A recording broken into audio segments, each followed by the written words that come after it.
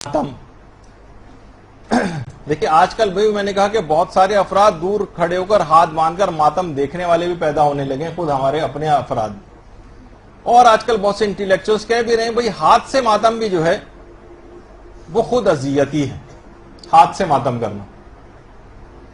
دیکھیے اور قرآن نے منع کیا ہے کہ اب اذیت جو ہے اپنے آپ کو ہلاکت میں نہ ڈالو. خیر اس پہ ایک الگ ہے کہ اس کے معنی مراد کیا ہے کہ ہلاکت میں نہ ڈالو، اس پہ آج مجھے بات کرنی تھی لیکن موقع ٹائم نہیں بچا. علماء فرماتے ہیں کہ ایذائے نفس میں اور ایذائے غیر میں فرق ہے. کسی اور شخص کو تو ہم معمولی سی اذیت بھی نہیں دے سکتے.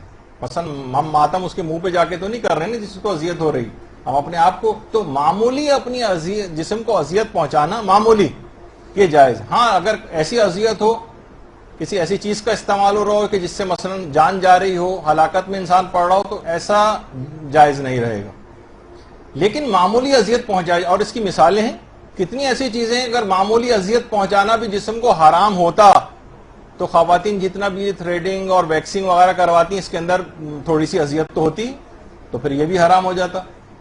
چٹپٹے جو انسان کھانے کھاتا ہے، حلیم کھا رہا ہے اور آنکھوں سے آنسو جاری ہیں اور سی سی کی آوازیں نکال رہا ہے، تو اس سے کہا جی تو اذیت پہنچا رہے ہو اپنے آپ کو، یہ بھی حرام ہو جاتا.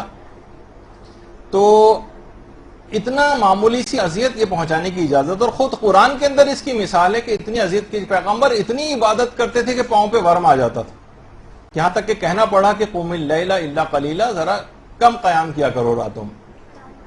اسی طریقے سے سورہ طٰہٰ کے اندر آیا کہ ما انزلنا علیک القرآن لتشقی، کہ اے رسول اس قرآن کو ہم نے اس لیے نازل نہیں کیا کہ آپ مشقت میں پڑ جائیں. اس کا مطلب ہے کہ پیغمبر قرآن کے سلسلے میں کچھ مشقت اٹھا رہے تھے. یعنی اتنی مشقت اٹھانا، اگر یہ ذرا سی بھی مشقت اور تکلیف اور اذیت پہنچانا اپنے جسم کو جائز نہ ہوتا تو پیغمبر اتنی دیر عبادت نہ کرتے کہ جس سے ورم پاؤں پر آ جاتا یا اپنے آپ کو مشقت میں ڈالتے. اور علماء نے اس کی مثال بھی رکھی ہے کہ جس وقت سیدانیاں خیموں سے باہر آئی تھیں جلتے، تو منہ پر تماچے مارتی ہوئی چہرے کے اوپر باہر نکلی تھی. علی الوجوہ لاتمات، اپنے چہرے کے اوپر تماچے مارتی ہوئی آئی تھی. اور حضرت حبیب ابن مظاہر کی بات بھی اس میں پیش کی جاتی ہے.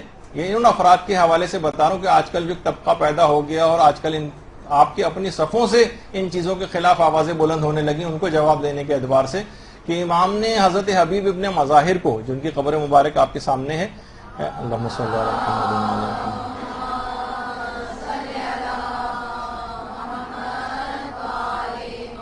کوئی فقہ کی خلاف ورزی حبیب نہیں کر سکتے تھے کیونکہ امام نے انہیں مرد فقیہ کے اگر خط لکھا تھا.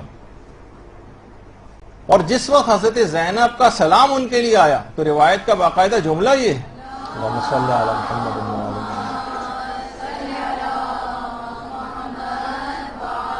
کہ حبیب نے اپنے منہ پر تماچے مارنے شروع کر دی. اگر اپنے جسم کو اذیت پہنچانا یا اس انداز سے ماتم کرنا جائز نہ ہوتا تو امام کی جن کے لیے سند تھی کہ یہ مرد فقیہ ہے وہ کبھی فقہ کے خلاف کام نہ کرتا. اور دیکھیے جو ماتم ہے نا، یہ سینے پر آپ کے ایسے تمغے سجا دے گا کہ جس کا آخرت ہی میں پتہ چلے گا حقیقت. جواد محدثی، جن کی بڑی مشہور کتاب فرہنگ عاشورہ ہے، جواد محدثی نے اپنے ایک آرٹیکل لکھا ہے عاشورے پہ. اس میں ڈاکٹر سید، یہ جواد محدثی، انہوں نے باقاعدہ ایک آرٹیکل لکھا ہے جس میں ڈاکٹر سید اسماعیل مجاب کا ایک واقعہ لکھا ہے. کہتے ہیں کہ ڈاکٹر سید اسماعیل مجاب ایرانی تھے اور باقاعدہ زیارات یہ عزاداری کے سلسلے میں کہ دنیا میں کیسے کیسے کہاں کہاں ہوتی ایران تک کا دورہ کیا تھا. کہتے ہیں کہ ہندو افراد آج بھی باقاعدہ یہ ہندوؤں کا دستہ بھی اس کے اندر ہوتا ہے جو انڈیا کے اندر ہوتی ہیں عزاداری وغیرہ، کہ ہندو تاجر اپنے مال میں برکت کے لیے بھی عزاداری اور مجلس اعضاء میں شریک بھی ہوتے ہیں اور اس میں ڈونیشنز بھی دیتے ہیں. ان کی طرف سے شربت اور فالودے کی مثلا سبیلیں بھی لگائی جاتی ہیں اور جلوسوں میں آ کر نہ سوگوار وہ کھڑے بھی ہو جاتے ہیں، ماتم بھی کرتے ہیں. اسی طرح کا ایک ماتمی عزادار ہندو تھا. جب وہ مرا، باقاعدہ جواد محدثی نے ڈاکٹر سید اسماعیل مجاب کے حوالے سے لکھا ہے کہ جب وہ مرا ہے عزادار ماتمی ہندو، تو جب اس کو شمشان گھاٹ میں جہاں پر ان کے جسموں کو جلایا جاتا ہے ہندوؤں میں، تو جسم جل کر خاک ہو جاتا ہے، پوری آگ وغیرہ لگائی جاتی ہے۔ تو جواد محدثی نے لکھا کہ اس ہندوؤں کے اہل خانہ اس کے جسم کے 2 حصے اٹھا کر شیعہ قبرستان لے کر آئے، ایک اس کا ہاتھ اور ایک اس کا سینہ، کہا کہ پورا جسم جل گیا ہے۔ اللہم صلی علی محمد و علی محمد۔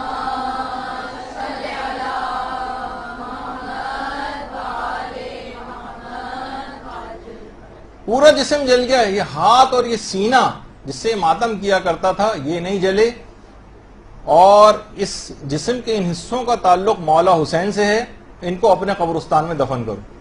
باقاعدہ اٹھا کر لائے ڈاکٹر سید اسماعیل مجاب نے۔ تو علماء نے اس واقعے کو بھی لکھا ہے، جواد محدثی نے بھی لکھا ہے، اور علماء فرماتے ہیں کہ سوچی کہ ہندو غیر مسلم اس کا جسم ماتم کرنے کی وجہ سے محفوظ ہو گیا اور آگ نے اثر نہیں کیا، تو کیسے ممکن ہے کہ مولا حسین کے ماننے والے، ان کے احکامات پر چلنے والے، ان کی اطاعت کرنے والے دوزخ کی آگ ان پر کبھی اثر کر سکے؟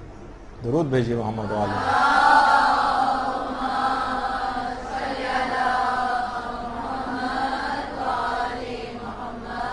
اچھا ایک بات اب اور